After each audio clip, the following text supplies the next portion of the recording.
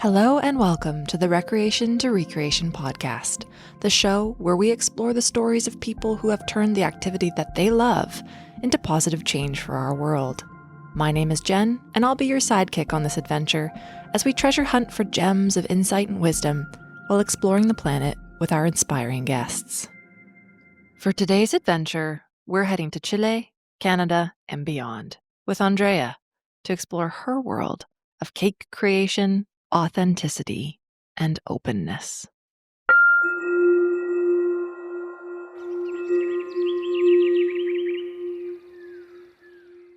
Hi, Andrea. Hello. It's so good to be here with you today. Oh, thank you for having me today, Jen.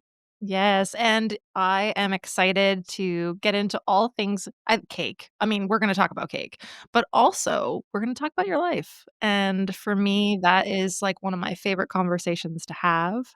And so before we jump in, I always like to start these conversations with a little bit of a arrival with where you are. If you can just tell us where you are, what life is like there, get us situated in your world before we get into the Okay, conversation. so right now I am in my living room in my apartment in Vancouver, British Columbia, Canada.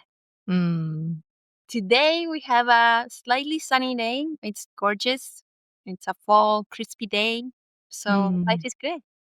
Before we get into your actual story, I usually start with what I call my weird and wonderful questions. So these don't really have anything to do with anything. They just bring me a lot of joy. I hope you're good with that. We're just going to roll I love and this. see what comes out. Of course.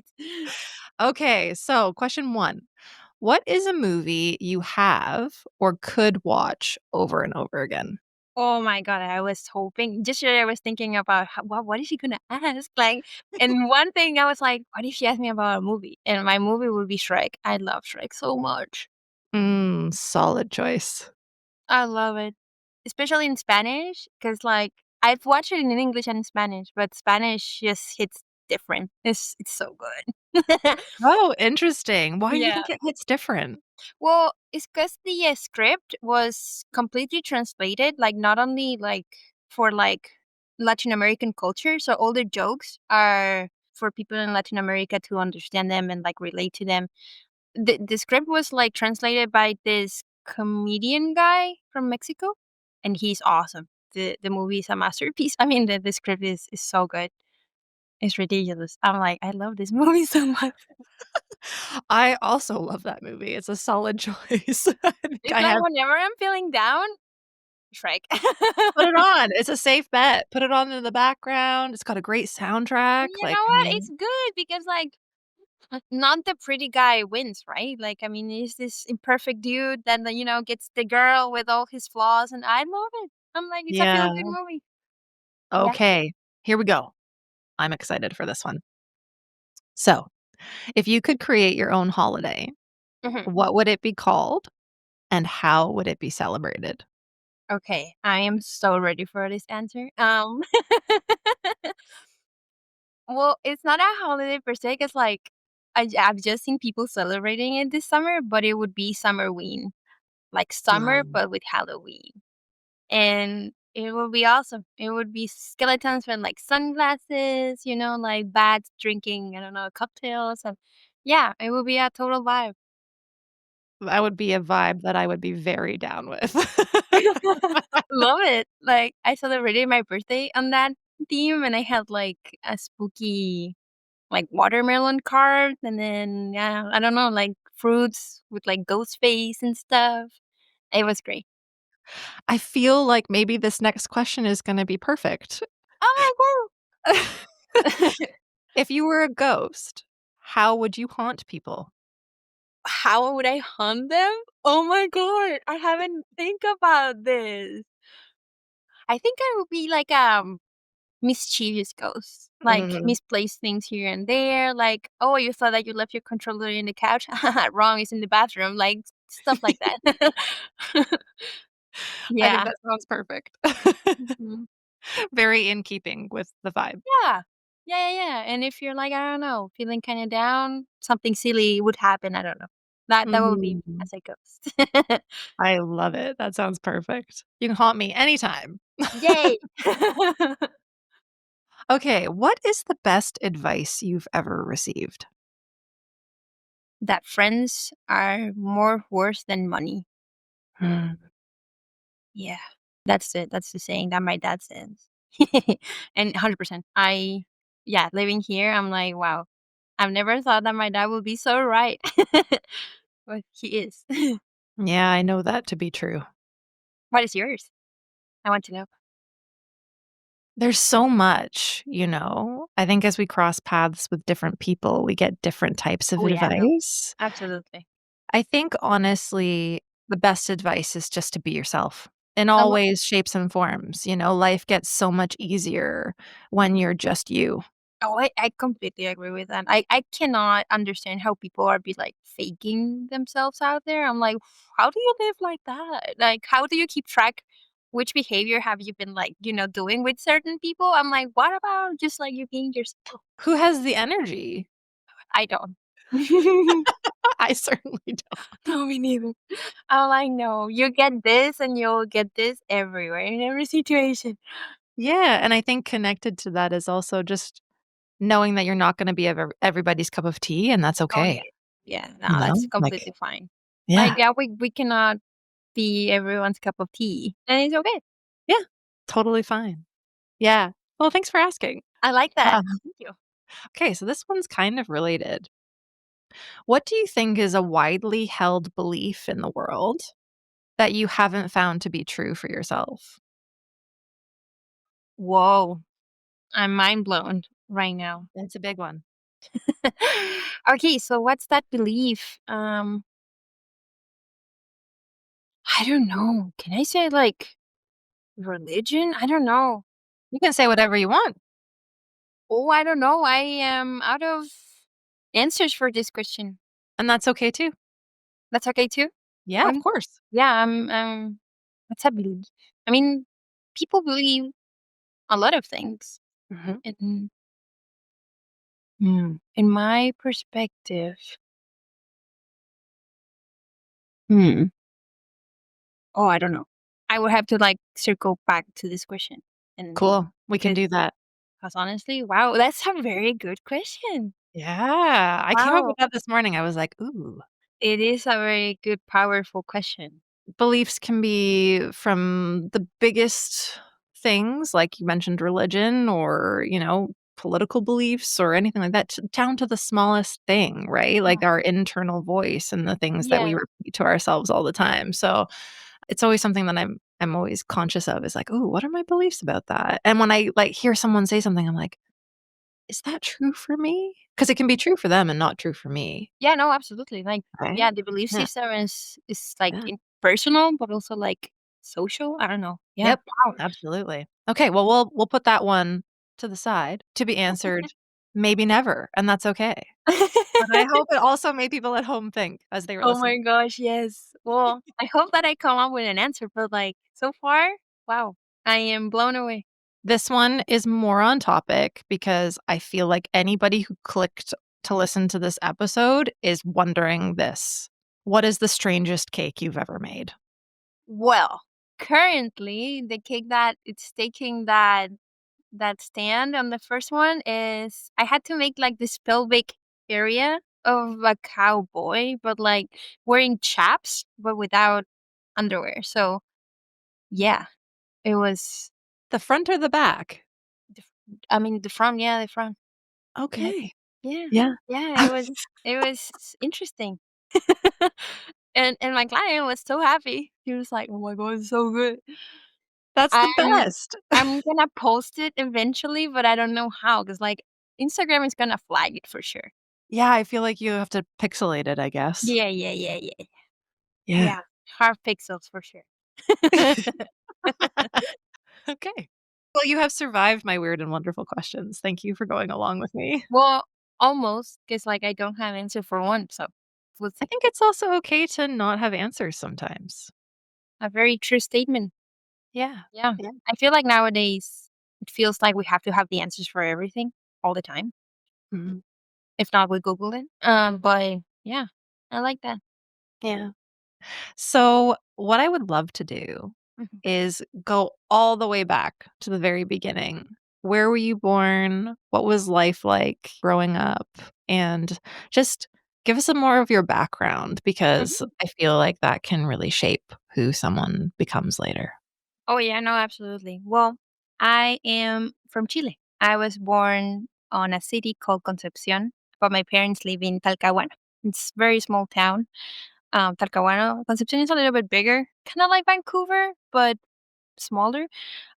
And yeah, I basically lived all my life there.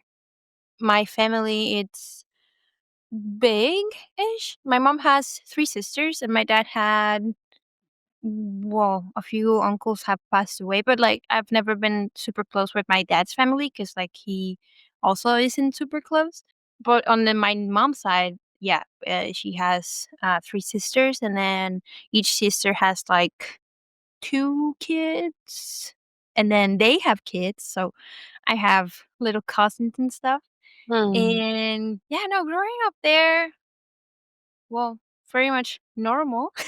Obviously, ups and downs with family and stuff because parents also, drag trauma and stuff from the way that they were raised and stuff. Once you have your brain developed, you have to like accept and just, try to improve yourself. Like, if you can just help them, but it's not a guarantee. Just the way they're shaped, then yeah. I went to the same school basically all my life from kindergarten to high school. That's the way that works in Chile. I mean, you can move around, but it's not normal, I guess. And so, with that being said, I have 3 best friends. They are my best friends forever and ever. I met one when I was in kindergarten, and we're still friends to the day. So imagine like 25 years of friendship. And the other 2, I met them a little bit after, but was still around the same like amount of time, like 22, 25 years of friendship. And yeah, they have been with me through it all. Obviously, like with life, friendship gets distant, but then we meet again, and it's like as if nothing ever happened, and we're there for each other. With thankfully to social media, we keep contact quite often, and it's beautiful. It's beautiful to have those type of friendships.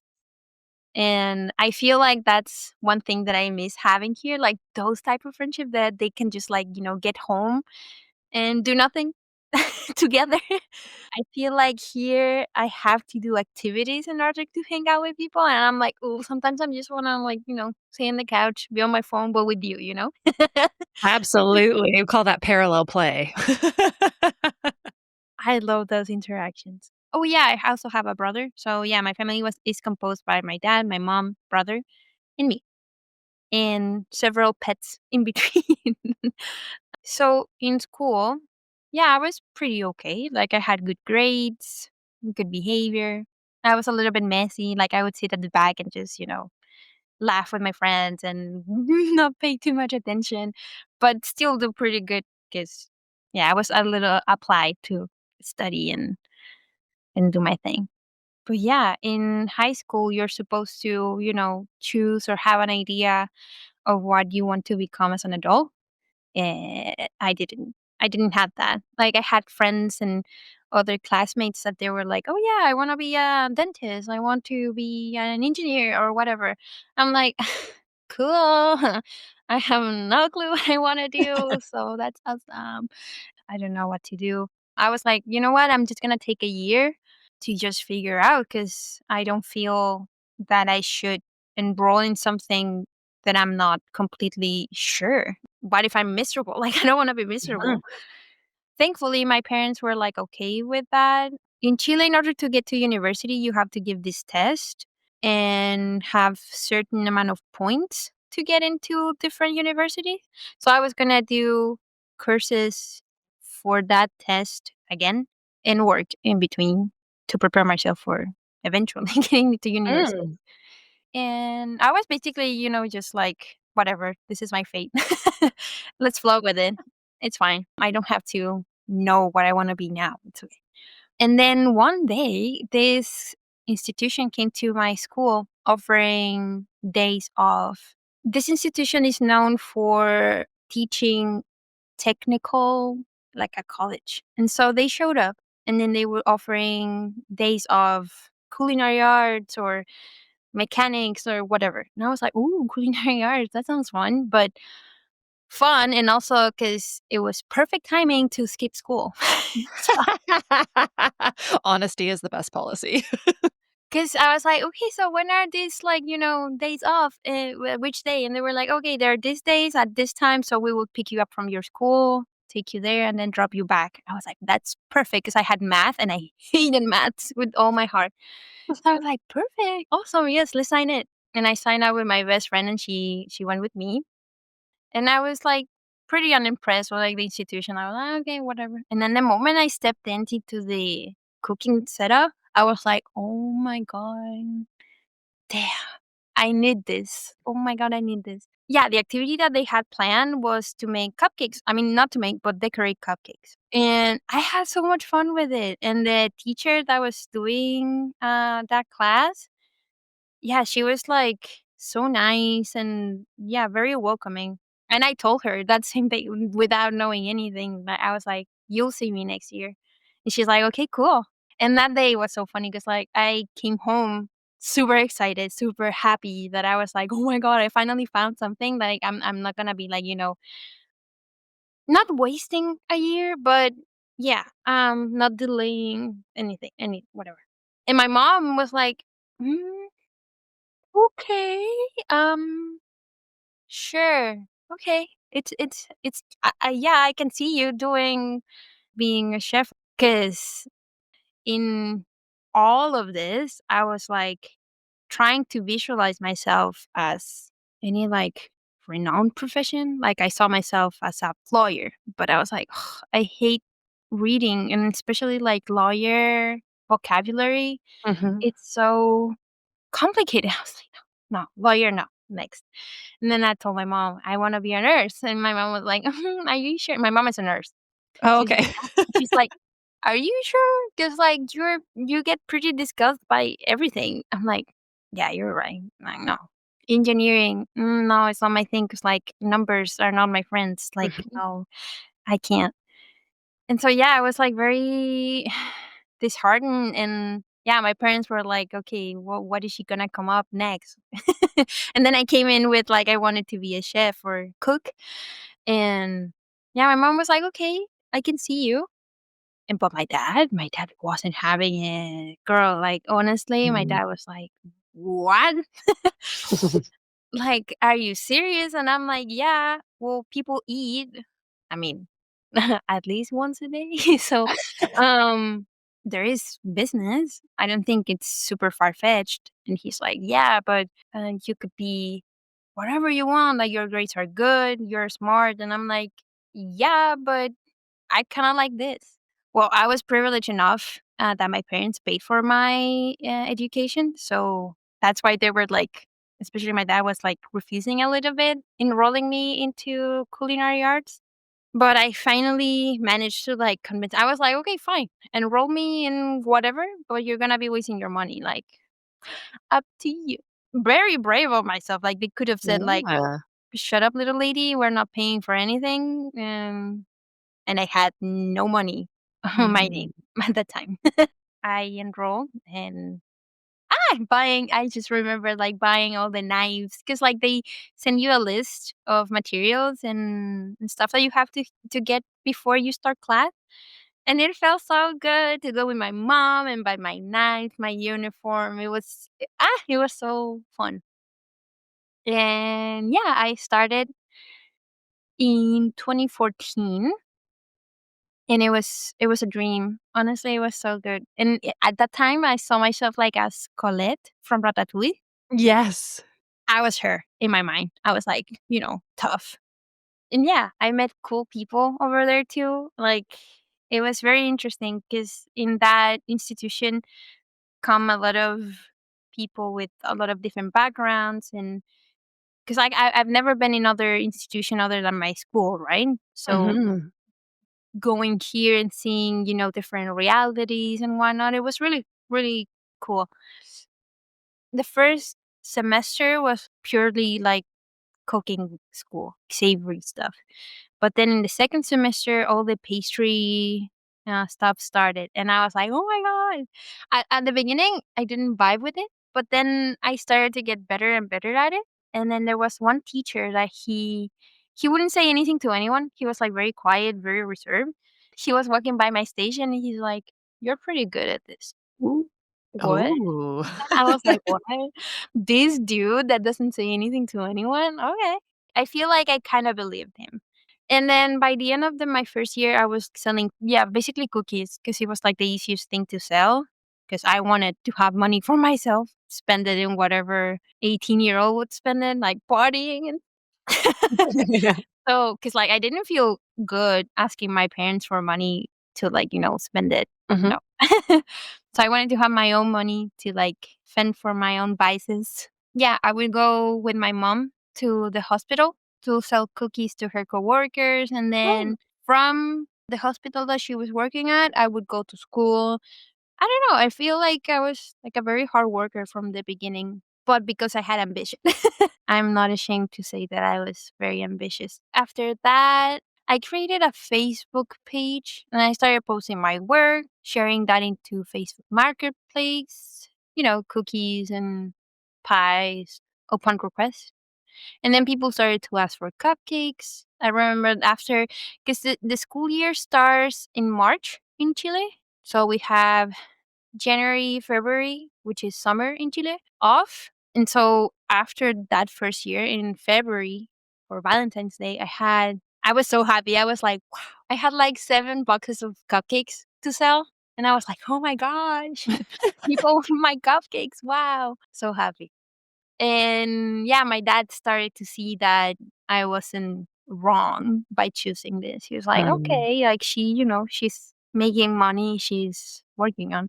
And the way that my dad shows affection is by gifts. So he started showing up, oh, I found these cookie cutters that I bought for you. Oh, I found this mixer that was on sale, so I got it for you. That's the way that he shows affection. A person that would say, "I'm so proud of you." Or I mean, he does say it now, but like at the time, he was like not saying anything, but showing it with actions.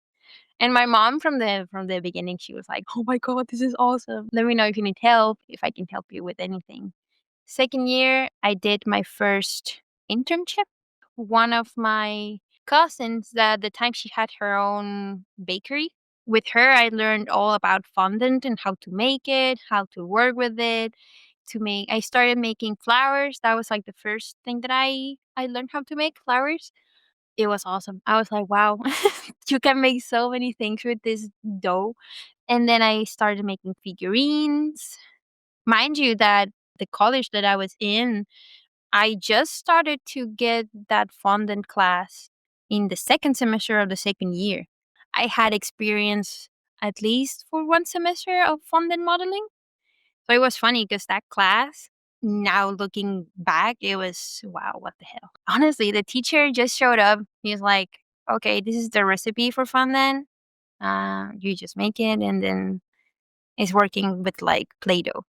Hmm. And I was like, "This is your class?" Because it's more than just that. And with the little knowledge that I had at the time, I taught a few classmates, how to, like, work with it, and they were like, "Oh, wow." I mean, I didn't had any experience. If you consider it's just 1 semester of experience, like 6 months. So it's nothing, but the little I knew, I tried to communicate that with my other classmates because I couldn't wrap my head around how a professional would pop the recipe on the whiteboard and be like, "Okay, just figure out what." Crazy. Obviously, I succeeded in that class. I was like the best of my grade. Second year, I was already making cakes, cupcakes, custom requests. So I had a business going on. The program that I chose, because you could study just 2 years, the technical stuff, or you could enroll 4 years, which is like a more professional career that is like administration in culinary art. So I did that.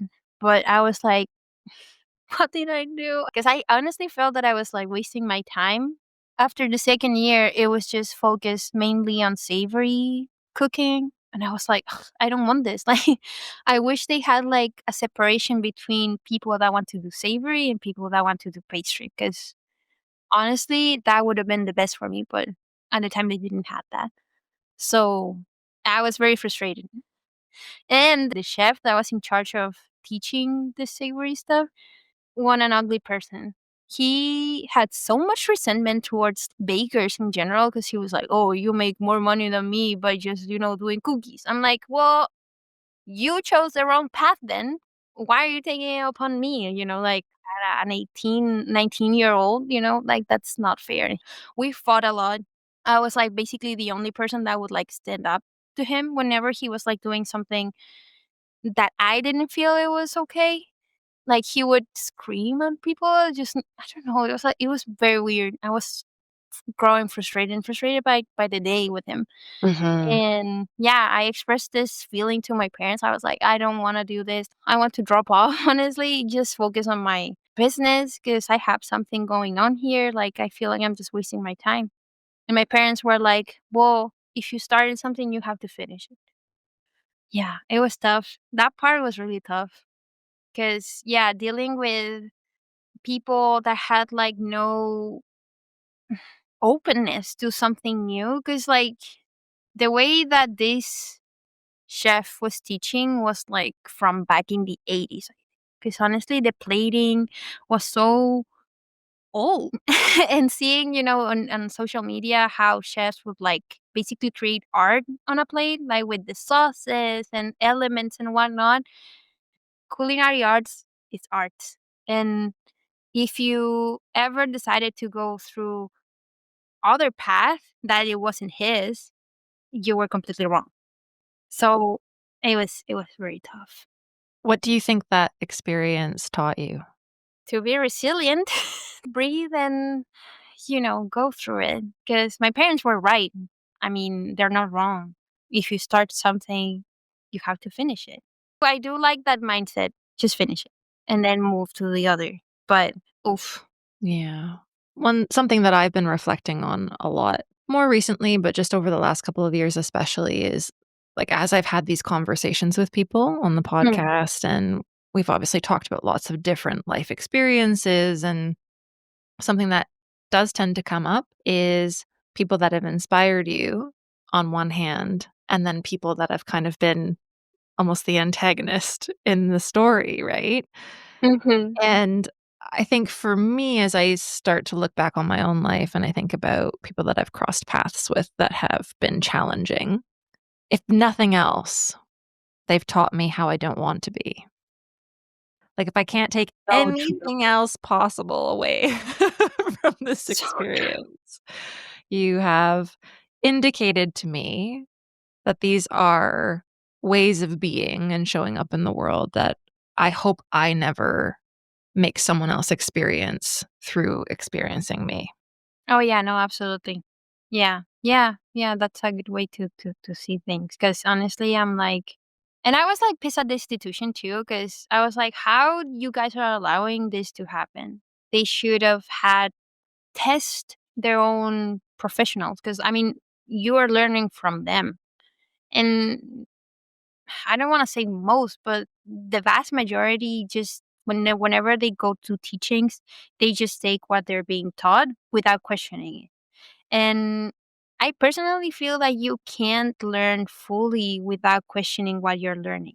Why this? Why that? Ask questions. Like for me, that was something that I would clash, especially with this teacher. I had one teacher that I really bonded with. She was like, "Go for it, cause like you're this close to finish.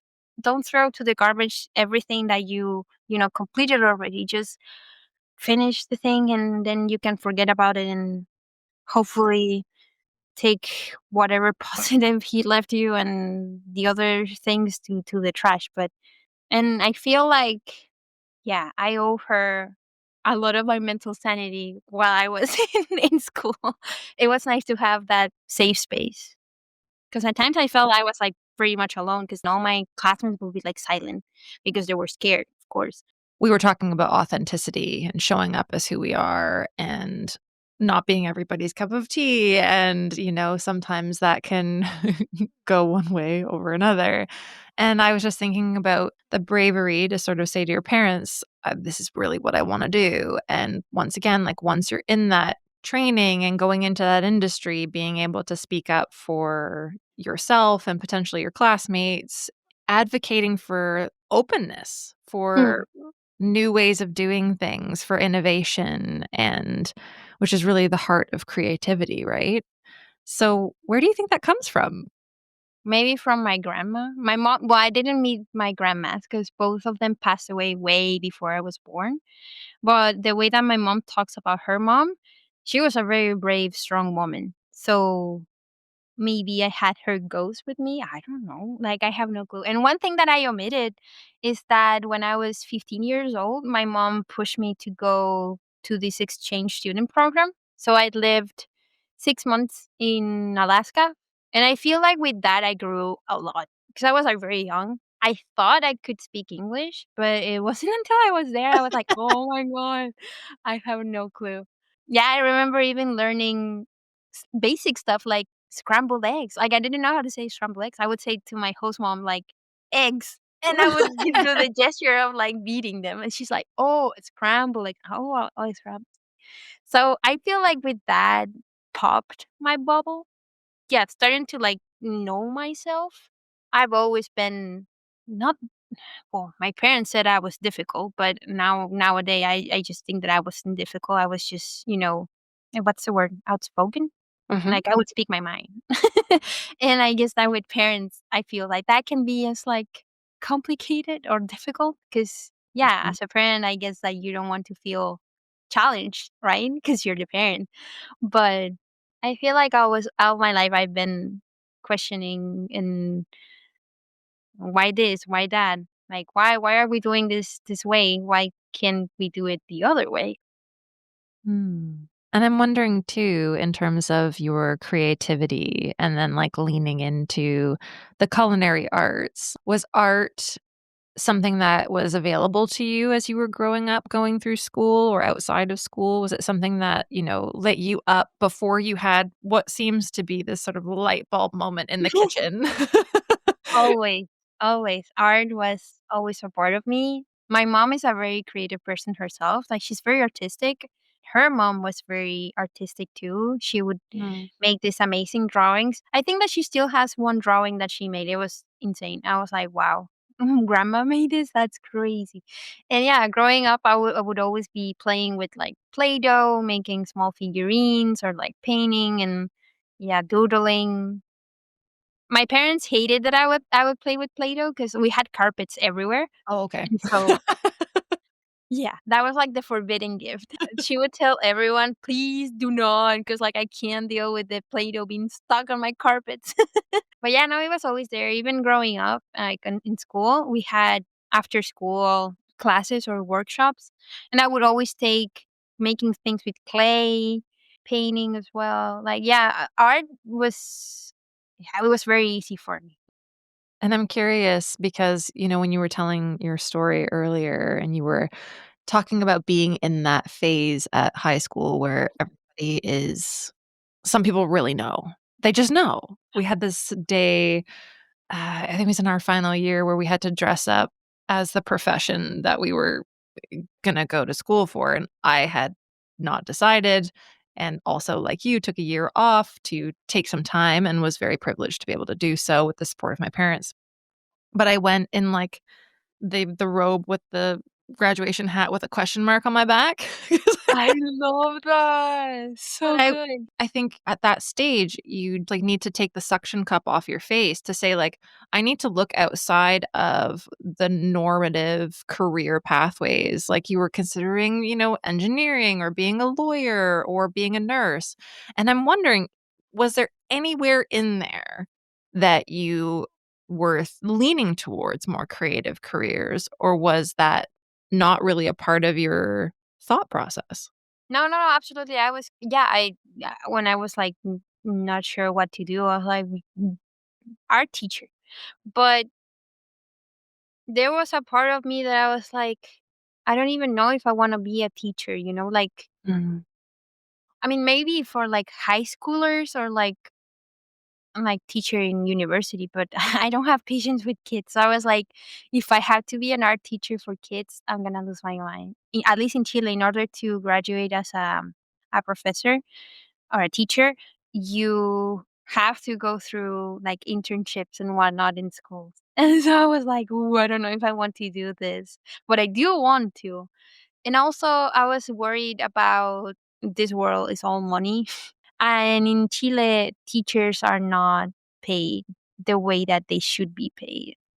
And that's another tangent because I feel like teachers are the most important base of our society because without teachers, we're like nothing. We're Mm. nothing.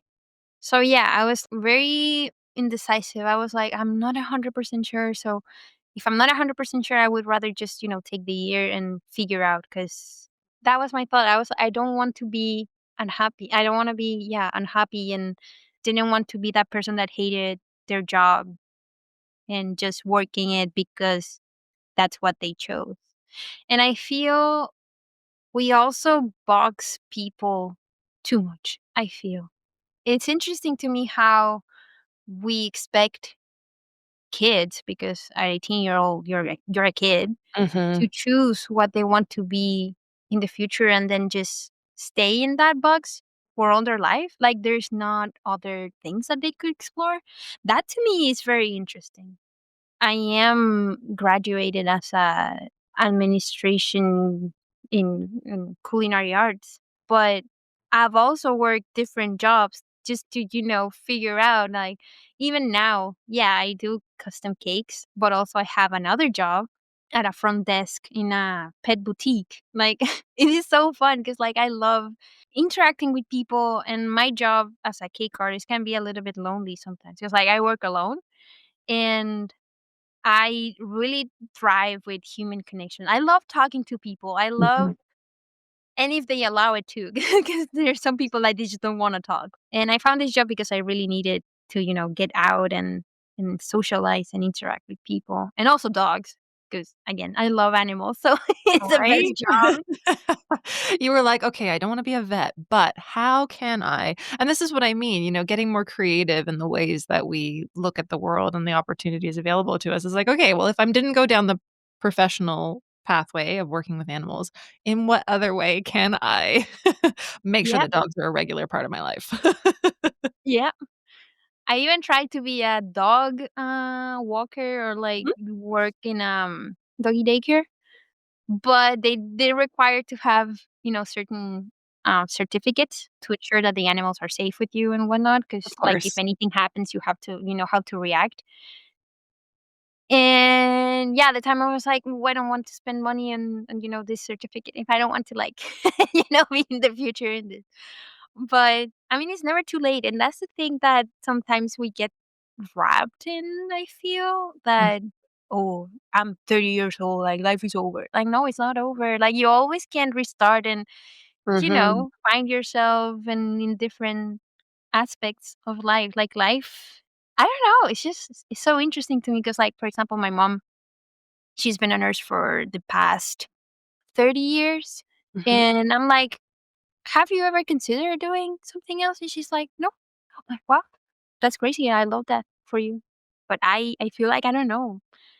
Well, if you love the thing is, like, she loves being a nurse. She Yeah. loves her job, and she has so much passion, and that's one thing that I love about her, like, her ethics and morals when it comes to her job. She is unreal. I'm like, "Wow, this is what I wanna be in, like, my work field." Like, I want to be like her. She was expressing how frustrated it was dealing with new graduates that they just, enroll to being a nurse and works a nurse just because of the money, because it pays well, but they're not there for the well-being of their patients or, like, going beyond. You're dealing with people, and people that comes to hospitals are, like, not the people that are, like, good, you know? Mhm. So yeah. But anyway, that's a weird tangent that I went to. Well, no, I like it a lot actually, and it kind of echoes what we were talking about earlier in terms of, having people in our lives that are challenging. The Mm, same can be said for those that are inspiring to us, and whether that's, a mom or a teacher, as you said, very important part of society and raising children and raising young adults. Teachers can be integral for what we end up doing and being in the world. Hearing you say that you'd love to take the values and the moral compass that you see in your mom and apply it to your life. And we should do that with everybody. It's kind of like, look at the things absolutely. that inspire us about certain people and say, like, okay, I have my unique way of being in the world. I have this thing that I'm doing. What does that look like in my universe, in my personal world? What does it look like to have those type of ethics and those types of ways of being? And I think that's really exciting because the thing is that if we look at what we quote unquote do, it's another way of expressing ourselves, Absolutely. especially when you're in a role like you are, where it's creative expression, no matter what you're making, and you're helping other people lean into their creative expression too by hiring you, right? Because Uh-huh. they're like, okay, I recognize I can't make a cowboy pelvis cake. So I'm gonna, hire Andrea to do it for me. But they have a vision, they have an idea, they have, something that they want to create and bring to life. And you're the conduit for that, which is really cool. And I want to lean back into learning more about what that trajectory has been like and why Mm, Canada? Why Canada? But I don't think that was a tangent at all because I think it's really important as we make our way through life, and regardless of what age you are, the choice is there in terms of, am I going to continue doing what I'm doing or would I like to make a change? And exactly. that doesn't just have to be when we're 18 years old and trying to make a decision when, as you said, we're just basically kids. I don't know about you, but I still feel like I'm a kid and Oh, I no, am. absolutely. In my mind, I'm 20 years old. Yeah, well, I was going to say I'm like 5. Just forever 5 and Forever 5. That's cute. pretending like I know what I'm doing and, I've got all this accumulated experience, and yet in so many ways, I'm still a kid, and I'm curious, and I'm creative, and I'm trying to lean more into that as I get older. I think what you were saying there about witnessing in other people what we would like to emulate ourselves Mhm. is a lifelong practice.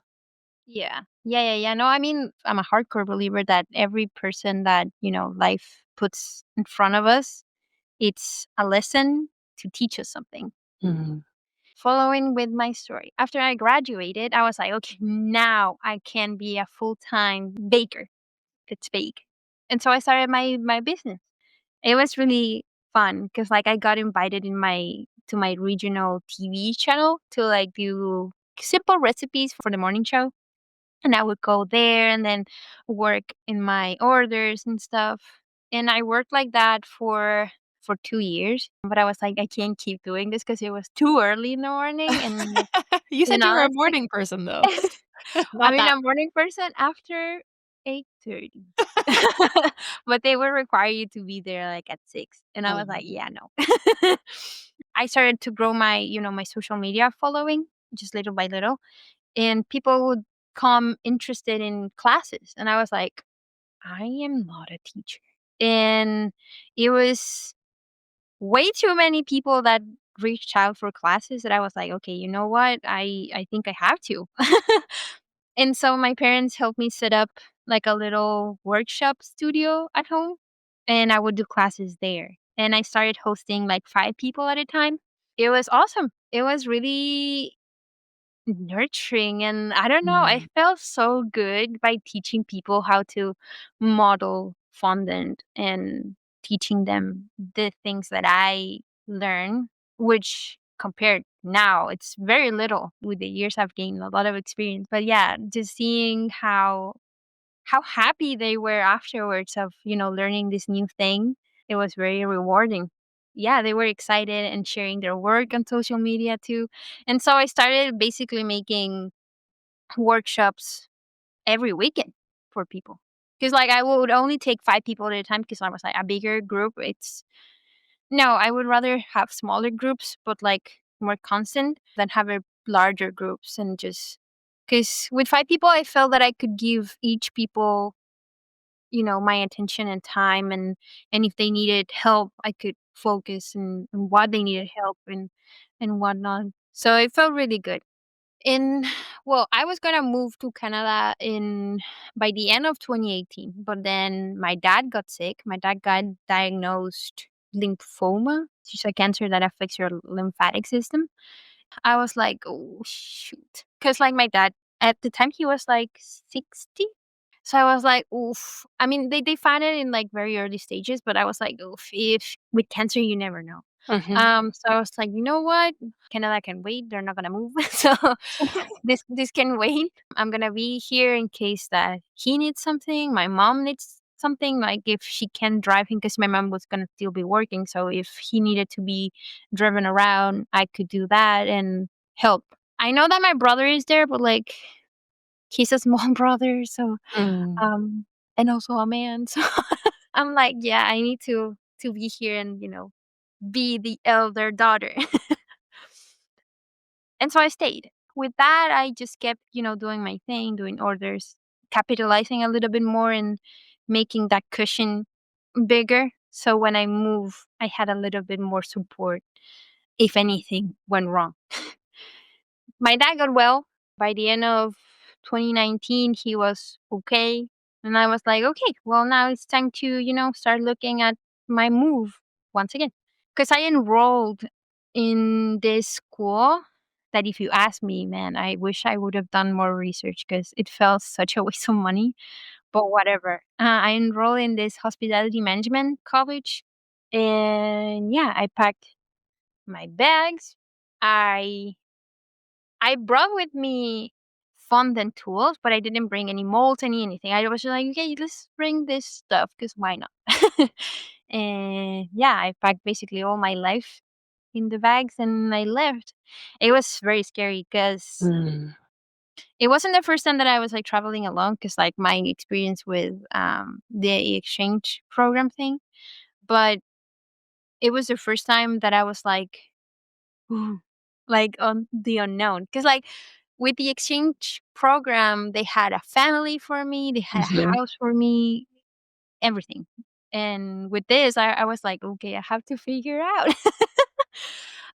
I did research, at home about, like, rents and stuff. I was like, "Okay," but I didn't know about locations and whatnot, so I was very lost. And why Canada? Because I had a friend living here for at least 4 years before that. Mm. So I was like, well, if anything, I have him over there. We weren't like super friends, but I had some, Mhm. like I was like, well, at least there's him. And yeah, I spoke with him like, "Hey, can you just receive me in your couch for like a couple days meanwhile I try to figure out, where should I rent and whatnot?" He's like, "Yeah, of course, take your time and whatnot." I started flying, and COVID in Chile at that time wasn't a thing. Everyone was talking about this Chinese virus that was in China, so I was like, "Why is it gonna be in Chile?" Like, but as I started flying, the flights were like emptier and emptier. People wearing masks, gloves. I was like, "Ooh, what?" The airports were like not empty, but like with very, very less people. And I got to Vancouver, and the first text that I received was from my friend, and he's like, "Girl, I don't know if they're gonna let you in because Trudeau just said that he was gonna close the frontiers." And I'm like, "Well, too bad because I'm already here, so let me in." And I went through security, all good. I was stoked. I was like, "Oh my god, I am actually here." Crazy. I met my friend, and then he took me to downtown. And that scene was out of a movie. I was like, "This is the zombie apocalypse or whatever, like, what's going on?" Because Granville Street is a street that is, like, very transited, like, there's a lot of people all the time, empty, no people, like, nothing, and there were people putting, like wood planks in the windows. Yeah, everything said close, close, close, close. I was like, what on earth did I just do? I was like, oh my God, well, you're fine. Like I was like trying to convince myself, you're fine. You have your friend, and if anything, you can just purchase a ticket back, and that's it. You Mhm. try. I found an apartment not super far from where my friend lived, and I got to that apartment. I met Paola, which is a very important character in my whole story because I like to say that she's my big sister because Mm. yeah, with her I learned a lot of new things. I'm gonna cry. What the hell?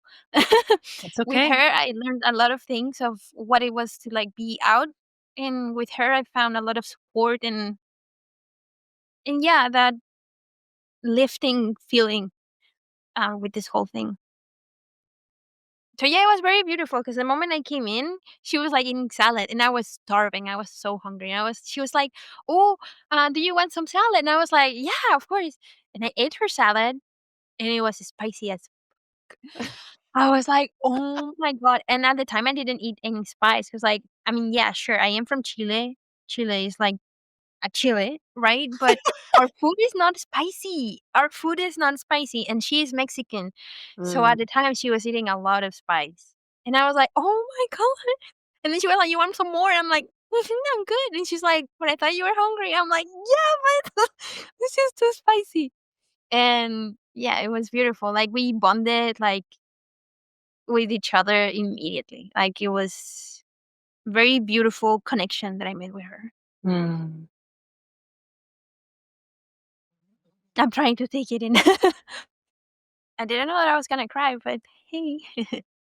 Oh, crying is so good for us, you know? Oh, absolutely. And you know what? Living here alone abroad, I've realized that I'm such a sensitive person that I didn't know I was. Because in Chile, I would cry occasionally, but here I feel I cry all the time with the smallest thing. Like something gets me like excited or emotional, crying. I'm like, what? But it's beautiful. Like I love it. I embrace it. I'm like, I'm a sensitive being, and that's okay. Yeah. Can we give ourselves permission, to feel more? It feels strange though, because well, at home, well, my parents weren't abusive or anything, but they were like, "We don't cry in this house," like Mhm. so crying for me felt like a sign of weakness. Mhm. And yeah, so here I've learned that it's not weakness, it's just, your feelings or yeah, how your body decides to show up emotion. I don't know. Yeah, and release energy and, just do what it needs to do in order to process what you're experiencing. And I think Mhm. that's the thing too is like you get to make up your own rules now. Yeah. That's, part of being an adult is we get to decide, okay, maybe that's your belief that you don't find to be true. Maybe actually the crying is actually okay. Letting our body and our brain and our breath do what it needs to do is okay. Mhm. Yeah. Well, thank you for guiding me through this. It feels so now I feel calmer. That's Mm. wild. So yeah, I met this person. Awesome. I with her we learned the two together what it was to be out in the world alone, basically, because we had no one but ourselves. Mhm. So yeah, pandemic. There weren't a lot of activities. Like classes were like online, so I didn't have to go to school. I was like, well, this is fun. I was hoping to, meet people at school, but with online classes, everyone was like connected, silent, and then would disconnect. So with Paola, we would, go walk around town and see the city and take photos, and it was so fun. But the fun had to end at some point. I was like, okay, well, I know that I wanted to take some vacation time because I was tired of, making cakes full time because over there I had a really huge workload. And so I was like, okay, well, I need to find a job because my savings, are running out. And I mean, I knew that Vancouver was expensive, but I wasn't prepared like how expensive it was. And with the Chilean peso, I was like, oof. Oh my God. I was like, wow, I need a job. But everything was closed. No one was hiring. I was like, oh shit. So this was March. I was like, you know what? I have savings. And if I control myself to survive until June. So if by June I don't have a job, I just have to go back home and that's okay. Because like I feel sometimes and especially in Latin America, if you don't make it somewhere else, you're basically a failure. But I'm like, at least you tried. You had the guts to try it out. And if it doesn't work out, it doesn't work out. And it's completely fine. You start again. I was like, okay, June, I have to leave. And in April, I met okay, well, I have to be honest with you too. So when I moved, I was going through like this very hard heartbreak. I was in love with this person that it didn't work out because he was older than me, but also now seeing it backward, like it was very predatory. But I was like very much in love with him because I met him when I was 20 years old and he was like 31. Mhm. So the age gap was interesting. Like I was just getting out of my teens. So I was like very much fresh. So for me, he was like the coolest person. Like, wow, he was like so interested in me. Mhm. I was going through that. And so I was like, you know what? I'm going to see what's up in Canada. So I downloaded all the apps. All the apps. You think about it, all the apps. Yeah, I started chatting with people. I was like, wow, there's like so much stuff up here. But then since it was COVID, no one wanted to meet up. And I just wanted to meet people, like Mhm. see if we vibed, maybe, go out for some more like dates and stuff, but mostly for meeting people. And yeah, no one wanted to meet up. And I was like, well, I don't want to do FaceTime. Like that's so boring. And Mm. awkward. Like I don't vibe with it. So I was like, you know what? Whatever. I deleted all the apps. So all the chats that I had open or all the matches that I had gone, whatever. I was like, whatever. I'm gonna focus on myself. And then I received a message on Instagram from this guy, Andres, and I was like, ooh. He was like, hey, so we matched on Bumble and I haven't heard back from you because I guess I sent you some messages and I was wondering if you would like to go out for a coffee on like a social distance walk if you want. And I was like, wow. So yeah, I was like, okay, sure, let's do it. And I mean, his profile, he looked very handsome, but man, in person, I was like, this is the person. This is, and we clicked almost instantly as well. Like by the second week or something that we would see each other because we would see each other quite often because I think he was working but I wasn't. So I had a lot of free time. So I would go to his place and like we would do meals and stuff. So by the second week, he asked me to be like what's the word? Not his girlfriend, but like why am I blanking? So, like, be exclusive? Yeah, that's the word, be exclusive. Hell yeah, I'm not seeing anyone. So he was the person.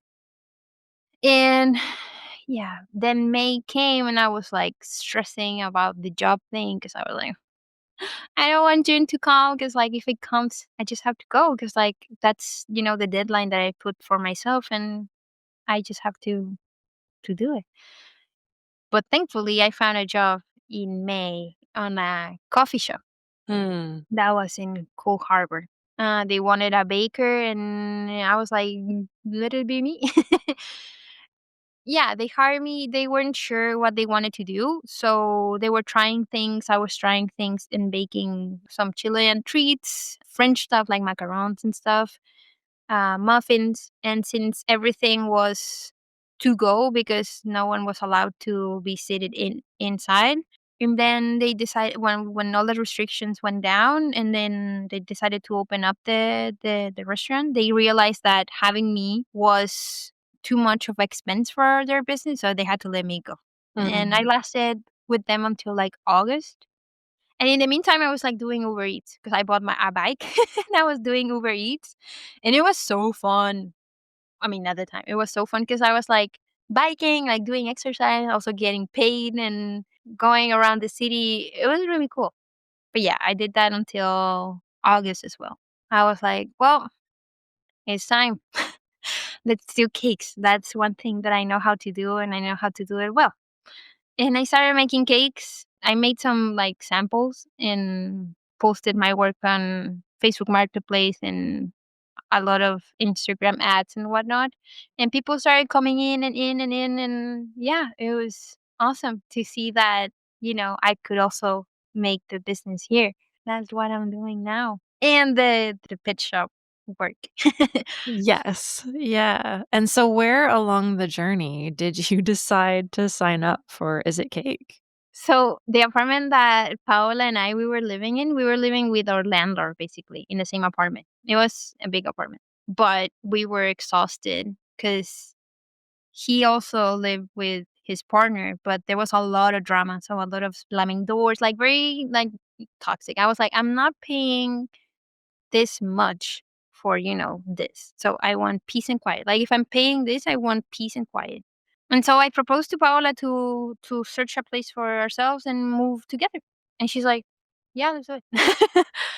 And Andres at the time, he had mentioned that he wanted to move from Surrey to downtown. And I was like, "Well, I know this is crazy because like we met each other for like 4 months. Crazy. I know. I acknowledge that this is crazy. But would you like to move with Paola and I?" And he's like, "Actually, yeah, let's do it." And so we started looking for an apartment for the three of us. And it was a fun time to, hunt for apartments, and we landed on an apartment that was the sister building of the building that Paul and I we were living at. So the move was so easy for us. It was just like crossing the street basically. So yeah, we were living the three together. It was really awesome because the three of us are Latinos. Like Andres is also Venezuelan. So in that apartment felt really at home. Mhm. And so yeah, when the first season of Easy Cake aired, it was 2021 and I was living with them.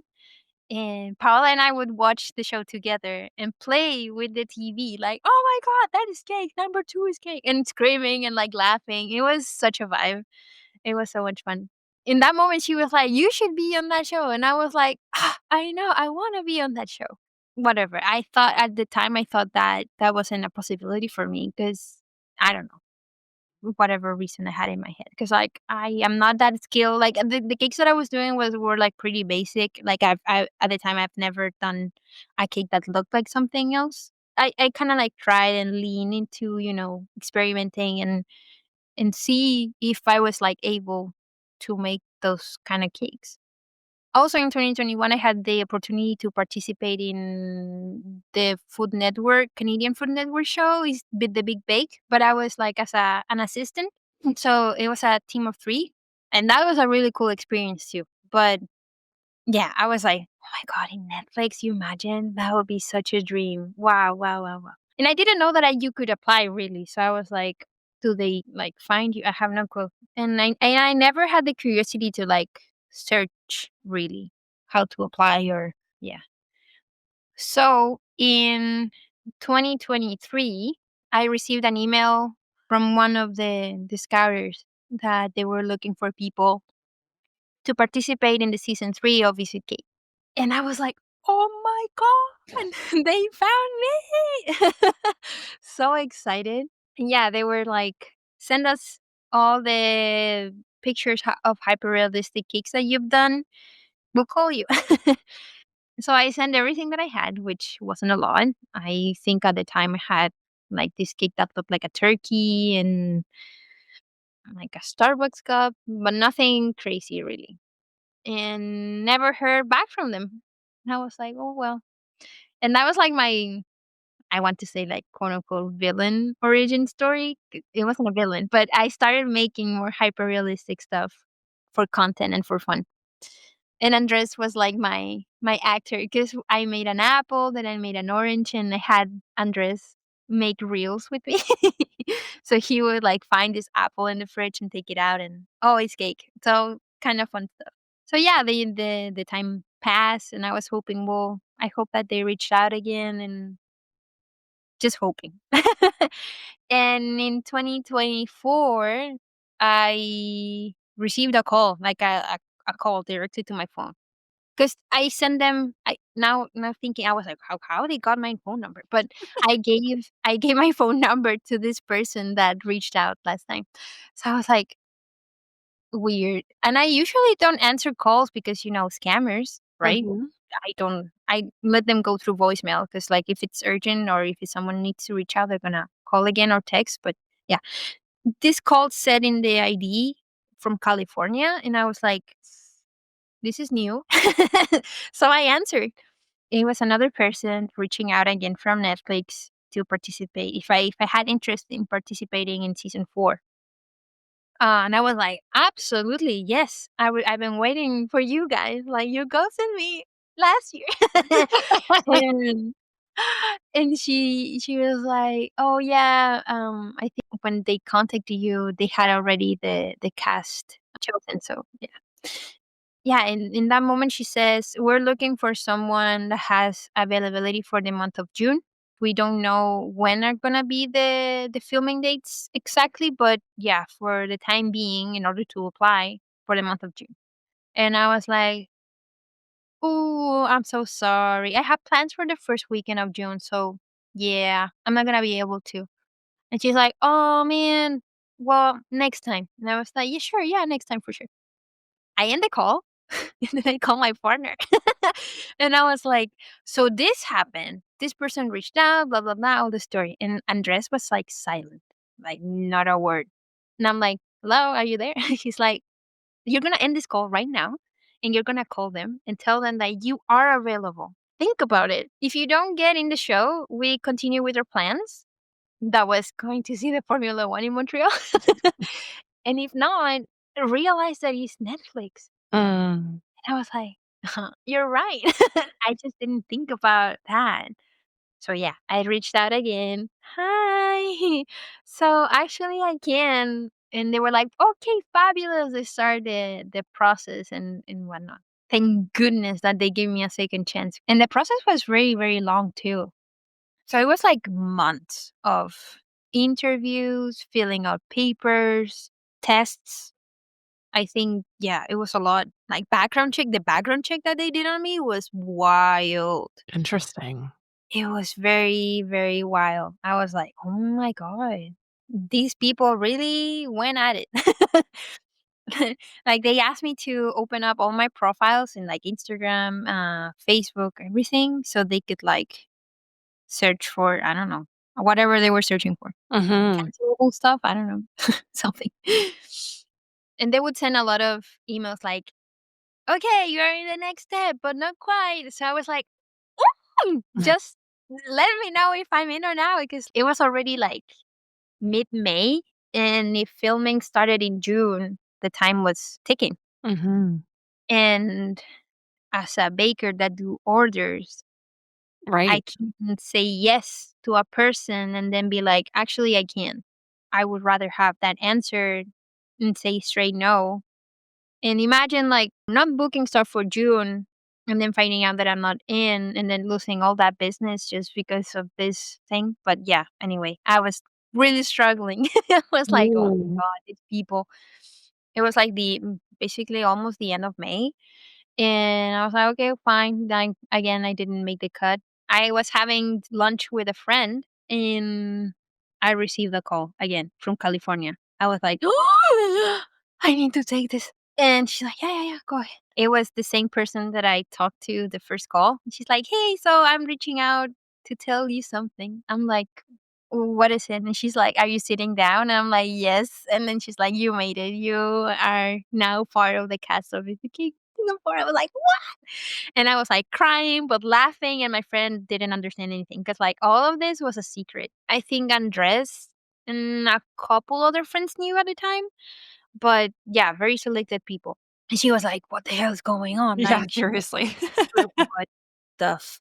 And I was like, and then we finished the call, and I tell her like, okay, so this has been happening. She's like, oh my God. And then we started jumping and like, then the people in the restaurant were like, what? um, but yeah, so happy. And I called immediately Andres and told him that I was selected. And we had to see other plans for seeing the Formula One again I mean, at least me, because like he was going. He was like, I'm not missing this. I'm not going to LA. So yeah, he went to see Formula One with his dad, and then the other ticket that we had, we sold it. For my flights, I think I got like $100 back, which I mean, it's not the worst, but I was like, okay, fine.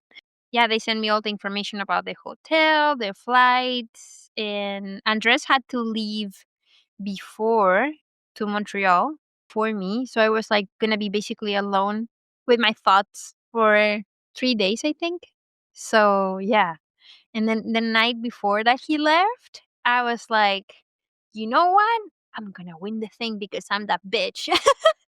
And he's like, "Yeah, baby, let's do it." And I'm like, "Yeah," but out of like joking, like I didn't know what was for me at the time. So yeah, I flew in. I felt like a star, and like everyone was waiting for me. They would like pick you up at the airport and yeah, take you to the hotel. The hotel was really nice. It was like it wasn't Beverly Hills, but like West Hollywood and close to the gay neighborhood. So it was really fun. I was like, oh my God, I want to go see drag queens. But they wouldn't allow to go out way at night because it could be dangerous and they're liable for you. So, Mm. and the whole experience, Jen, was unreal. Like I still can't believe that I got that opportunity. I don't know. At the time, felt is the word serendipitous? That I lived through had like led me to that point. I don't know. It was just unreal. For me, it was ridiculous. I was like, what am I doing here? Like a Chilean girl from this small ass town that took your chances. I don't know. It was just crazy. Mm. And yeah, the day that we started filming, because they had me in the hotel for like 2 days. Meanwhile, the other contestants arrived because they wanted to keep everything a secret. It was like very, very secretive, so you couldn't meet anyone. If you had to leave the hotel room, it would have to be with one of the wranglers. So yeah, I was like, okay, this is my life now. I'm a prisoner. In this very fancy bougie hotel. Absolutely. I was like, well, this could be worse. But yeah, I was like anxious. And also, I had a very awful thought just before, or like the night before I had to like fly. I was like, what if this is like a very, very elaborate plan to traffic humans? I don't know why, but I was like, wow. And then Andres was like, because I was like on the phone with him. He's like, get out of there. I'm like, yeah, yeah, yeah. I'm gonna do. But now everything was pretty legit. But at some point, I was like, this is so interesting how they do this whole thing. I mean, you interview with people, but you don't know who they are, or I don't know. It was very odd, but that's TV, baby. Yeah, and I think that that's part of that whole world, and that we imagine to be so glamorous, and it's not that it isn't, but there's also this other part of it that is just we can't really comprehend, and I think because it's so different from the way that we live our normal day-to-day lives, Mhm. that I'm not actually surprised that your brain went there, you know? Like, yes, okay, it might be a bit of an extreme, maybe it's uncovering It was extreme. it's uncovering, like, a little bit of a fear that might exist, and, it's a very real fear. That is something that exists on the planet and happens more than we think it does. And Mm. also being just reflecting back on your experience of being a single female moving to a new country, not knowing anyone, that's really legitimate in terms of the fears that might have just been deeply rooted in you. Obviously, weren't expecting this experience of going on Netflix to bring that fear to the surface maybe, but something once again, it's just everything deserves to be heard and seen and respected and honored when it comes up, and then move forward with Uh-huh. whatever you're doing, and obviously, this was real, and you went on TV, and the fact that you had this really epic experience, and then, spoiler alert, went on to win it. You were that bitch. I was that bitch. As you said, you can't help but feel different emotions and different things in your body, and whether we call it synchronicity or serendipitous, or it's just however we equate that with our own belief system, it's just Mhm. really magical. It felt really magical. I was like, "Wow." What I mean, it felt at that point that I, like, defeated this boss, you know? Mm. I don't know, it was, like, one of my dreams to I mean, after seeing the show, I was like, "Wow, I wanna be in that show," and then, yeah, like, materializing that, it was very magical. I am a hard believer in energies and whatnot. I don't believe in a God per se, like, I don't believe that there is, like, this man in charge of everything, but I do believe that there is something else, like, Mm. whatever this is, but yeah, I felt like everything was, like, aligning for me so much that I was like, "This is crazy, crazy." Like, my angel number is 444, and I was seeing fours everywhere. I was Yeah. like, "This cannot be a coincidence. Crazy." But, yeah, I met really nice people over the show. Also, not so lovely people, but it's okay. It's part of the experience. Everyone is dealing with their own stuff. So, Mhm. yeah. But yeah, no, it was insane how I got that opportunity with all the decisions that I had to make. I feel like all the sacrifices that I did were worth it. Because, like, sometimes I did question myself while in university. Everyone was like, partying, going to clubs and stuff. And I was like, you know what? I can't because, like, tomorrow I have to work and I have this delivery or whatever. And everyone will be like, oh, you're so boring or like, But I want to think that Andrea had a sense of that there was something else. So yeah, looking back, I don't regret anything. I mean, I do regret some things. I wish I could have done things differently. At the end of the day, I feel like every decision, everything has led me where I am today, talking to you about this Mm. whole thing. Yeah, and I think that's why these types of conversations are really important. You know, They are. how often do we get to sit down and just look at it all and have it mirrored back by someone who doesn't know you, never met you, but I get to witness your life experience through your words and I get to see you. I get to be the special one that gets to see you as you talk. This is an audio podcast, but, seeing you and your body language and the way you share and witnessing your tears and your smiles, and this is the juicy stuff. This is It is a juicy stuff, and now you're making me cry. yeah, but, like, each and every one of It's us beautiful. has a story, It's beautiful. to share, and I'm honored that you came on to share yours with me, and You're honored. I am honored that you contacted me. That's crazy. well, I'll tell you a little bit of my story in terms of how I came to contact you. So, Yeah, I want to I know yeah. how. So in Halloween season, my brother and I have a habit of watching the Halloween Baking Championship. Uh-huh.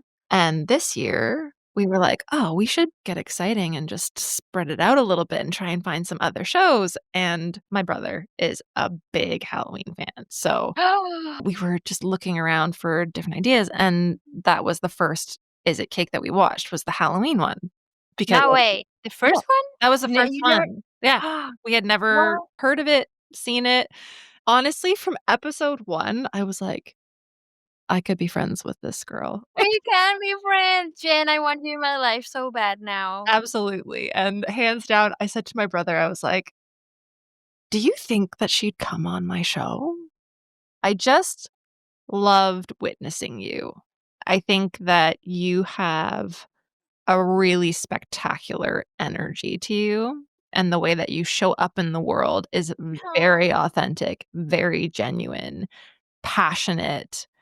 When I said earlier, like, being forever 5, I love other people that bring that energy too. Curiosity, creativity, willing to make a fool of themselves and be goofy and make faces and laugh, cry, show up as this full spectrum of what it is to be human, and I could feel that from you.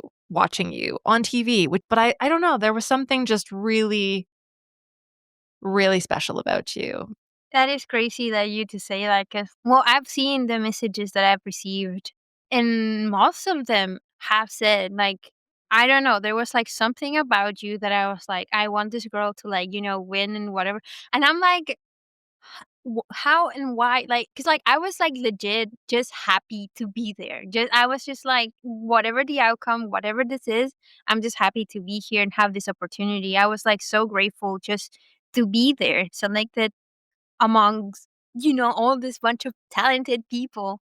And sometimes, like, looking at the show, I feel that some of the North American contestants feel I mean, I don't want to speak for them, but, like, that's the feeling that I get from, like, looking at them, that they feel they have everything for granted. And that's why I also, like, I really bonded with Ronique too, after the show, because like we're both immigrants to Canada. Yeah, we know the struggles, we know the ups and downs, the dealing with the paperwork, dealing with this, dealing with that, like not fitting in both of our countries now. Because like I feel that I don't fit in with Chileans, and also sometimes I do feel that I don't fit in with Canadians. So I'm like in the limbo of things. I mean, Mhm. I do of course make myself fit in certain rooms, but I know that what we were saying earlier, that I'm not everyone's cup of tea, and that's fine.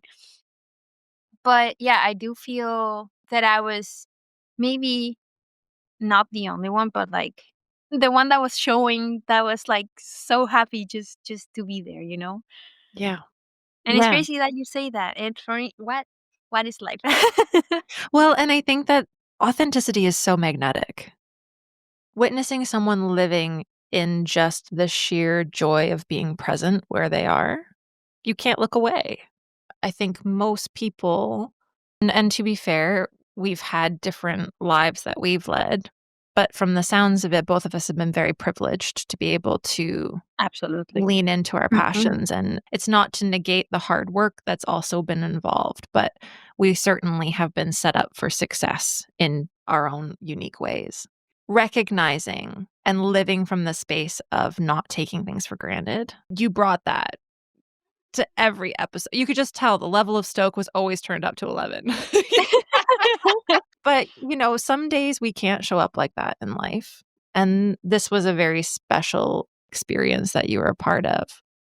But I got the sense that every opportunity that you get to be there, you're there. And that's not to say that we can't be sad and we can't be angry. Every emotion is valid. Exactly. Yeah. No, and also like being sad or angry reminds you of what it is to be happy, and like I don't know, everything's a reminder of like.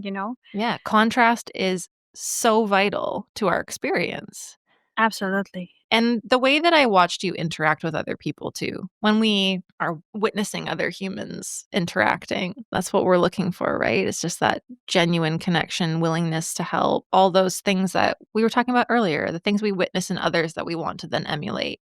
You know what? It is it is interesting that we're going to this topic because with one of the reporters that came to my house, he moved recently to from Winnipeg to Vancouver, and he felt that people here were like so cold and like not rude, but not overly friendly. And I'm like, yeah, sometimes here people can be cold, and people from Vancouver that are born and raised in Vancouver, they have their friends, they have their families, they don't need anything else. Mm. I mean, if people come to their lives, you have to be like special for them to let you in their lives.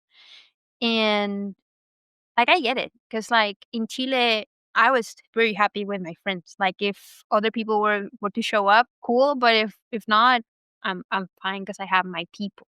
And also, like I feel it's so easy to make friends with other people that are going through the same as you. Mhm. But also, it's really hard because immigrants sometimes they leave, and I had those experiences that I've made really, really good connections with people and then they just leave. I try to be the type of people that welcomes other people because you never know what other people are going through. Mhm. Like, yeah, sure, I do have bad days that I don't want anything to do with anyone. Sure. And I'm like in my bubble with my headphones. But if not, I am trying to, compliment people. Mhm. Seeing their face light up when you give them a compliment. I love your jacket. Oh my God, thank you so much. Like, that is so lovely. And I feel like as society, we need that. For example, with my local coffee shop, I asked them their names and they were like startled, like, why is this person asking my name?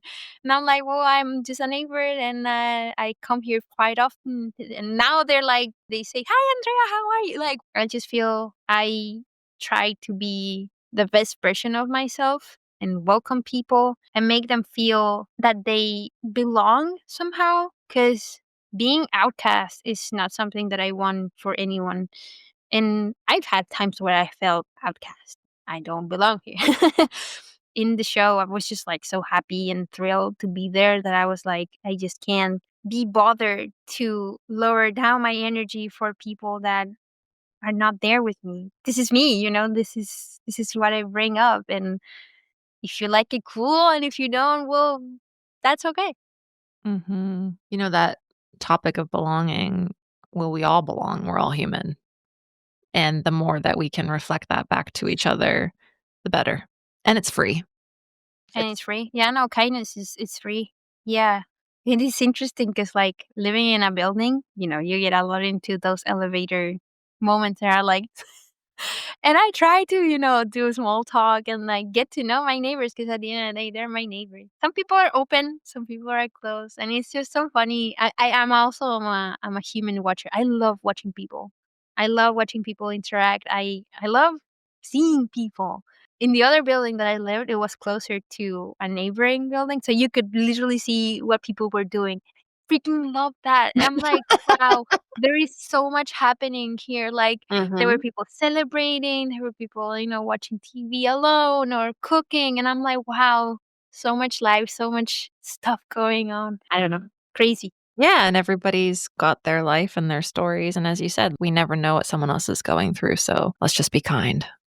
Exactly. This has been so beautiful. Been so good. I don't know, Jen, you have this also very, like I said it before, like, soothing, calm, relaxed energy that it makes you open up.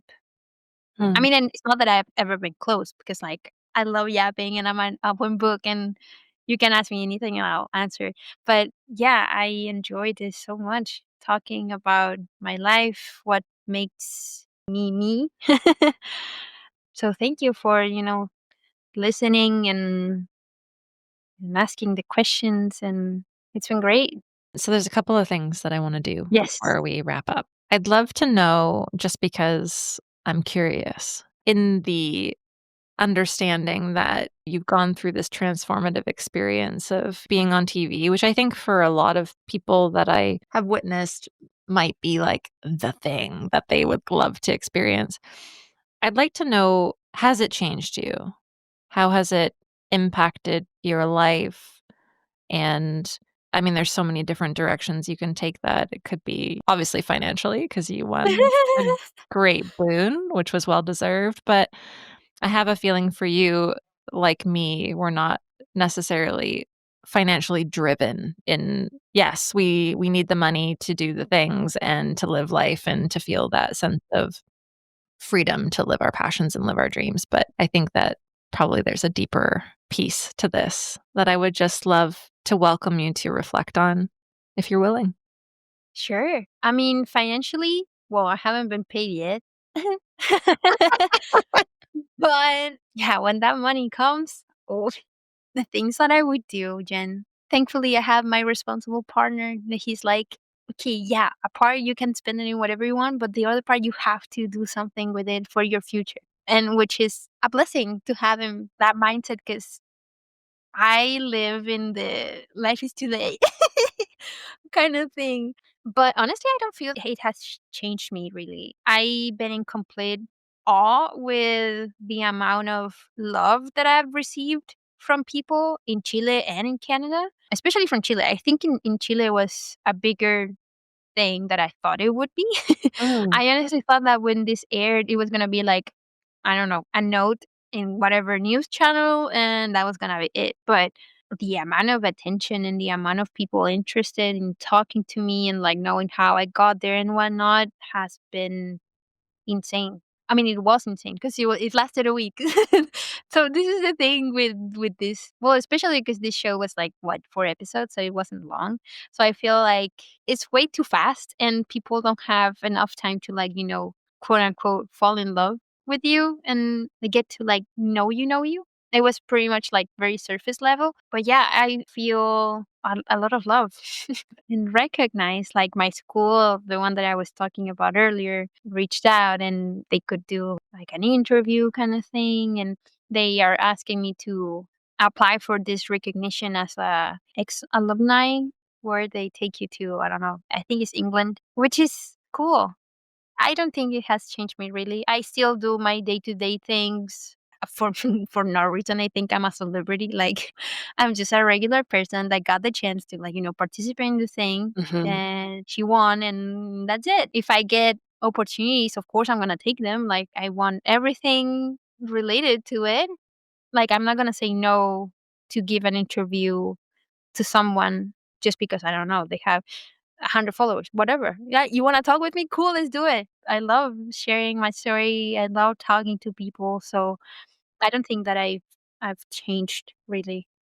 It is cool when you get recognized outside. Like, I got recognized at a supermarket, and it was so funny. The interaction was ridiculous in the most positive way. Because I was buying some last-minute baking stuff. I usually don't go to that supermarket, but yeah, I took my things, put them in the belt, and the lady was, like, looking at me, and I was like, "Oh my god, I have something in my face, in my teeth, I don't know, something." And she was like, "Are you," and then she kept scanning.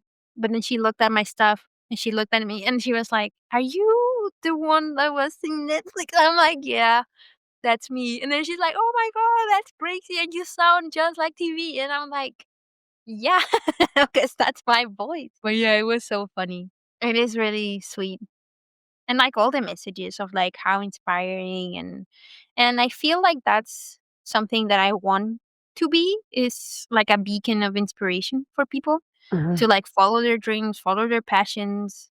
Because, sure, the world needs nurses and engineers and whatnot, but the world also needs artists in whatever shape or form that art can be. We need art. So, yeah, I just want to be that beacon of hope, light, inspiration for future generations, that it's okay to dream big, that it's okay to, follow your passions, even if that passion doesn't sound like something that you could potentially. I never thought that I could live out of making cakes, Mhm. but here I am. So it's never impossible. And now with social media and whatnot, I feel like it's quote unquote easier to, do art, do you out there. So that's what I want. I want to be inspiration for other people to follow their paths. Well, I think you're already succeeding. Pats in the Well, back, now you can relax. bag and take vacation. Well, I think you're inspiring by just being who you are, and I think that you had an amazing experience and opportunity, and I will be excited to continue witnessing more and more opportunities that you get to experience and grow through and learn through and inspire through, because I have no doubt there's gonna be lots of cool stuff. Oh, Jen, I hope so too. Like honestly, I miss so much being on a set. I love recording. Like I love what we're doing right now. I love when I went to the CTV morning show last Friday and they were like putting mics on me and stuff. I was like, oh my god, I miss this so much. So I just hope that there is more shows for me in the future. And if not, that's completely fine. I can still do classes and whatnot, which is also something that I really like, teaching people. Yeah. Mm. Yeah, and who knows, maybe you'll start your own set and make a famous YouTube channel. Everybody can follow you making cakes. I could, yeah. A It's lot of work possible. though, editing those videos. Can imagine you editing this 2 hours and a half that we've been yapping. These are the Oh best my types god. of conversations, It is. and I love conversations that don't feel rushed. We've got time to just be present with each other. That's what it's all about. That's it. So before we wrap up, I would love Mm. to hear what cause you have chosen for the recreation donation for your episode. Oh, I chose BCSPCA for all the animals that are without a home. I love animals. I've said that before. I think that they're the purest souls. They just know how to bring love. I feel like all the doggies in the shelters deserve a home. So I hope that with that money that you're gonna give them, they can, give them toys and food and to keep them comfy while they're waiting for their forever home. That's beautiful. Thanks for choosing it. I'm looking forward to supporting it. Thank you. And before we wrap up this beautiful conversation, I have one more question, which I Let's ask. go. This is the only question that I ask in every single interview. Other than that, no question is shared. What do you think is the meaning and purpose of life, the universe, and everything? Whoa. Meaning of life. Just experiencing stuff. Yeah. The beautiful, the bad, the sad, the happy, the thrilling, the boring. I feel like life is so beautiful. And as humans, we sometimes get wrapped up way too much in our heads with like, oh, my life is so boring. But like, look out there. There is so much to do. There is so much to see. There is so much to experiment. Even in the daily routine stuff, you can always find something to spice it up. Like try a new dish to cook at dinner or a new show that you always wanted to watch and never did. Or yeah, I don't know. And also like I feel with social media again, our concept or of life, it's a little bit stretched. How people seem to be on vacations every day. I'm like, no, that's not reality. I mean, for some, sure, maybe, but for the vast majority of us, that is like a couple weeks a year. But in the meantime, while you get there, if you want to get there, if it's something that you aspire to, just find the beauty in the small things. One thing that really makes me mad, I don't know how it's in Ontario, but here people shit in Vancouver so much. Vancouver, that such a boring city with boring people. Well, I feel like sometimes that's like a reflection of yourself because our city has so much to offer. Mhm. I find beauty everywhere.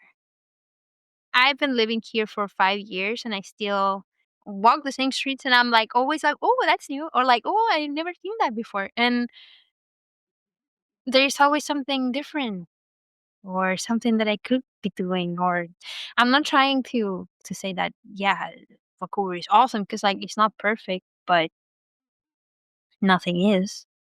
We just gotta see things through a different lens.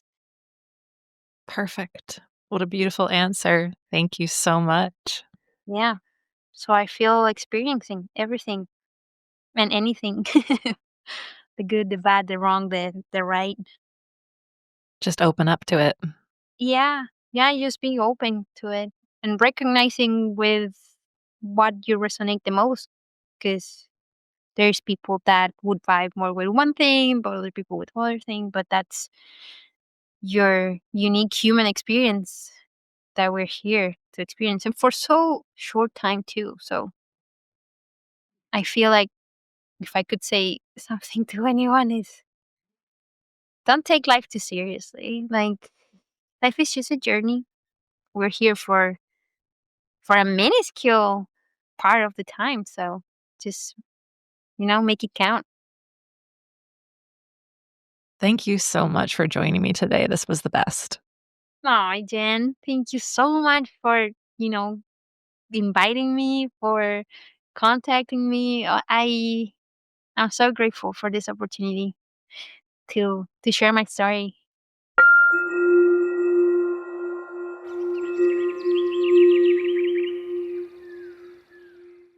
This episode's recreation donation is in support of the BCSPCA.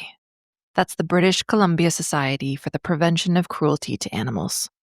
As you now know from exploring with Andrea and I in this episode, this is a charity that helps over 160,000 animals each year. They are the largest animal welfare organization of their kind in North America and the largest animal sheltering society in the world. This includes 31 animal centers caring for abused and homeless animals until they're adopted, 2 animal hospitals, 2 spay-neuter clinics, a wildlife rehabilitation center, a provincial animal helpline, and also their work overseeing animal cruelty investigations, advocacy, and education efforts.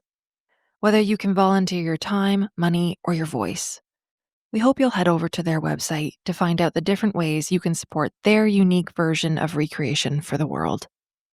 Please take the time to let us know what the stories we explored in this episode meant to you. And if you do take action to support this episode's cause, thank you.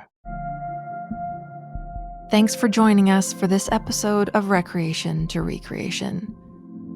If you or someone you know has a unique and inspiring story to tell, make sure to reach out so we can share it with the world. Until next time, keep experiencing, keep expanding, and keep exploring.